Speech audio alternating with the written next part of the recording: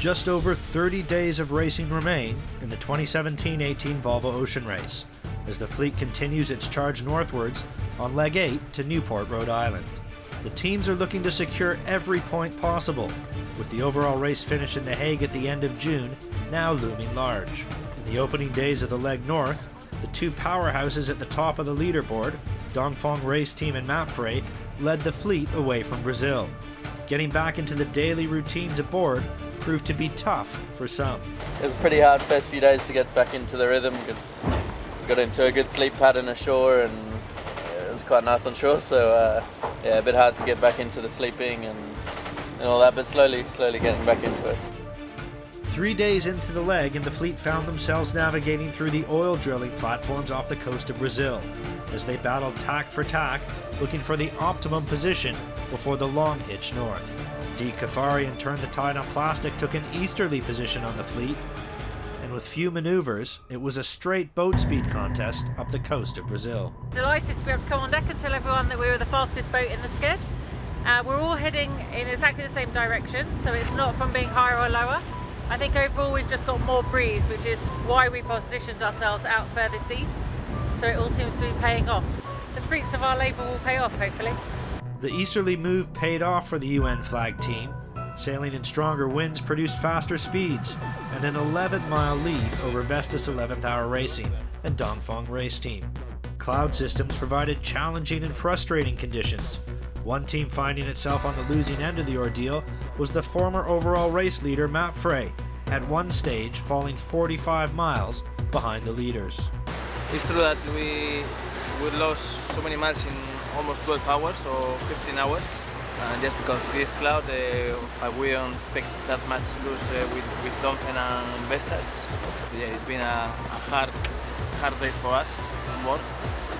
That's what it is.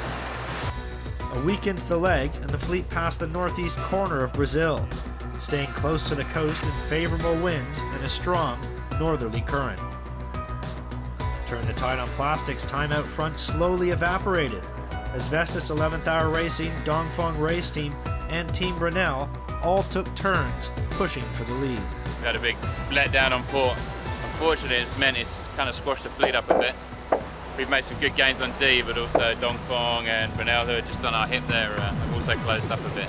But we certainly got ourselves a boat race now. With the leading four boats split by just 4 miles, Dongfeng Race Team opted for 2 extra jibes to position themselves further to the west of the fleet in search of favorable winds. The strategic move put Dongfeng Race Team behind on the water, but set the team up for their approach to the equator and the trade winds to the north. We have a lot of rain, we have not a lot of wind.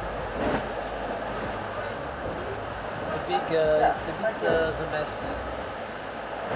To find the way to cross the null ground, it's not easy to decide what we have to do.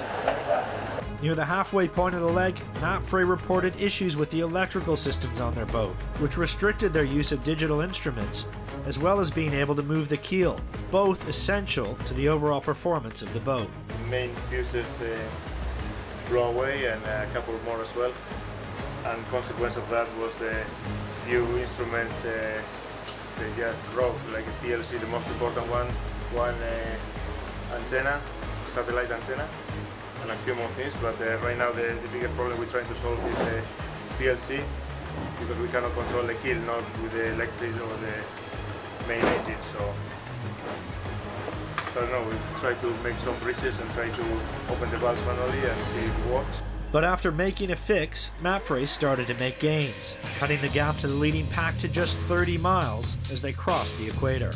Out in front was Team Brunel. For Becking and his team, the race has almost restarted after winning leg 7 catapulted the team from 6th to 3rd place, and within 10 points of the top-ranked Dongfeng Race Team.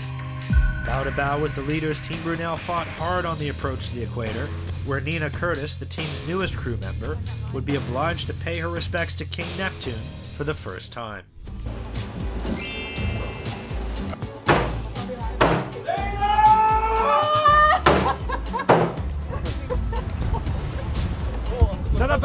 King Neptune came and he took all the joy out of my life. Took my hair, took off my eyebrow. Looking great.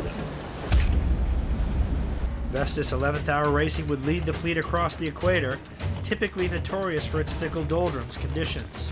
However, the fleet made good speeds on this fourth and final crossing, with the promise of picking up the steady northeast trade winds as they point their bows at the Newport finish line just over 1 week away.